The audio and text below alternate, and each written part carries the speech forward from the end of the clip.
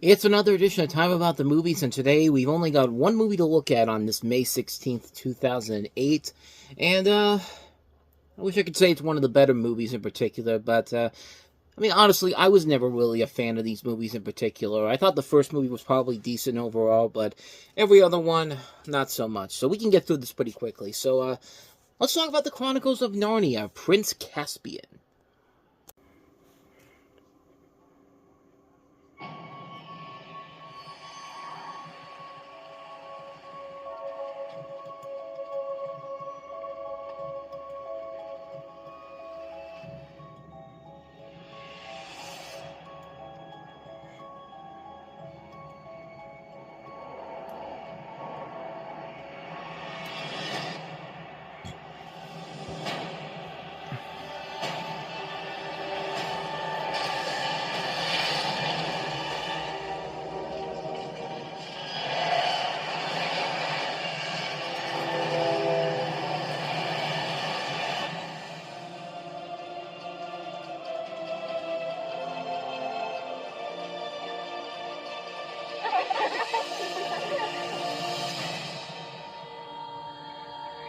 I don't remember any ruins in Narnia. I wonder who lived here. I think we did.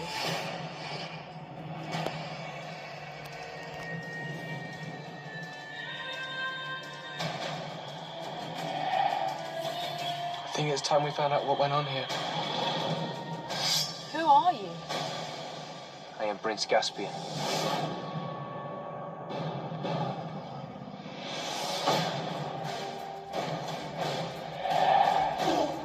You may find Narnia a more savage place than you remember.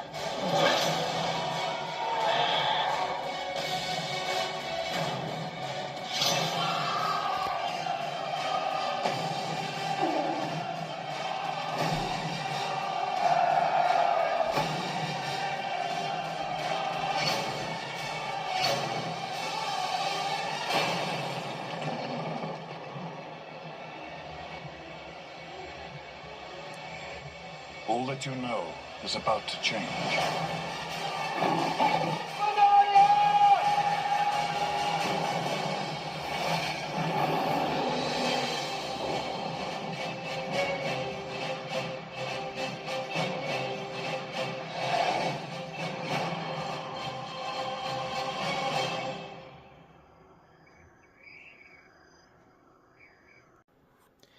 So this is a sequel, of course, to The Lion, the Witch, and the Wardrobe, which is based off, of course, the C.S. Lewis books. You have the four siblings from the first movie back again. They're returning to Narnia and helping to aid Prince Caspian, played by Ben Barnes, in his struggle for the throne against his corrupt uncle, King Miraz. Miraz being played by Sergio Castellano. I don't remember that name in particular, but a lot of the same people that are back from the first movie are back in this one. From the director, Andrew Adamson, the writers from that first movie are back. A lot of the cast is back from the first movie, even the White Witch, which is really odd and definitely very unnecessary in this particular movie. But, kind of like what I said before at the beginning, I was never really a fan of the Chronicles of Narnia. To me, this was kind of like the Pirates of the Caribbean movies. I never got the appeal of it, per se. I mean, I get it. Disney was trying to have their own Harry Potter, Lord of the Rings type of franchise, and it worked with the first film. The second film, not so much. For most of the general public, mostly because of the fact that it's opening up in the summertime. And I think that was one of the biggest problems that a lot of people had with this movie's success at the box office, because it wasn't a flop, per se. But it didn't make as much as the first movie did. And that first movie had the benefit of opening up during the Christmas holiday season. You know, it was the big blockbuster that nobody really saw coming. Everyone was expecting King Kong to just roll all over the holiday season. And then it was Narnia that really took everyone by surprise at how well it did. You're opening this up right before the summer season is over, just before all the kids are out of school, and especially because you're opening it in the same month as Iron Man, Indiana Jones. You got all these summer blockbusters being crammed into each other one by one. So, yeah, there's going to be some odd men out of this situation. We already talked about Speed Racer last time around. This was definitely another one that kind of got lost in the shuffle overall in terms of its success rate. Like I said, it wasn't a flop per se. It did end up becoming the 10th highest grossing film of the year. But it did eventually lead to Disney and Walden Media kind of separating from the Narnia films, and the next film was eventually released by 20th Century Fox, which in turn was later brought back over to Disney after, of course, Disney bought Fox. So, it's basically coming full circle. There you go, full circle on the Narnia films. And now the new Narnia films are being produced by Netflix with Greta Gerwig directing it. But anyway, back to this movie in particular. And like I said before, I've never been a fan of these movies in particular. Like I said, the first one I thought was overall decent. But yeah, this one, it's not bad per se. I mean, it's a competently made movie. It's a film where, yeah, you could tell that they were trying to up the ante a little bit more. But at the same time, though, it definitely felt like a film that was just kind of a contractual obligation sequel because the first movie was such a success. I mean, it was basically the equivalent to why we got a National Treasure 2 the year before, and then, of course, the Pirates of the Caribbean movies. I mean, they were all successful films, so we got to make a sequel and cram it out there as quickly as we can. And I don't know. To me, it just didn't. I thought this movie would get better over time, and sadly, it's not the case. I don't think this movie has really gotten better over time overall. I think on a technical level, it's still very impressive to look at.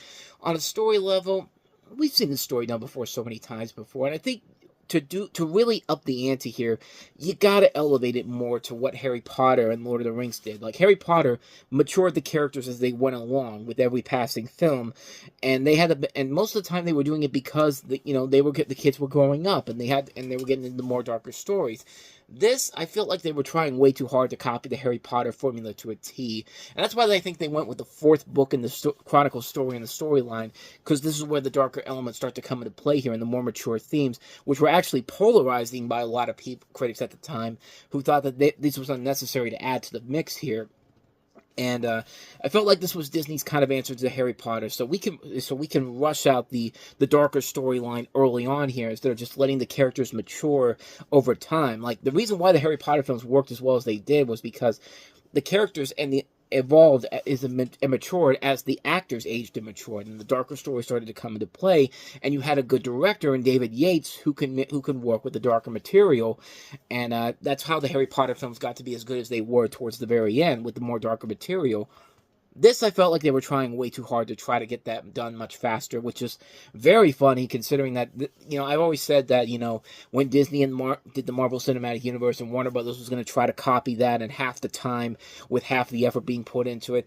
This is kind of like the polar opposite of that. This is like what Disney seeing what Warner Brothers was doing with Harry Potter and saying, we can do this in half the time and make it work just as well. And not exactly. I mean, like I said, it wasn't a flop overall. It did do its numbers overall, but to me personally, these movies are mostly forgettable to me. Like I said, the one that I only liked the most was the first one.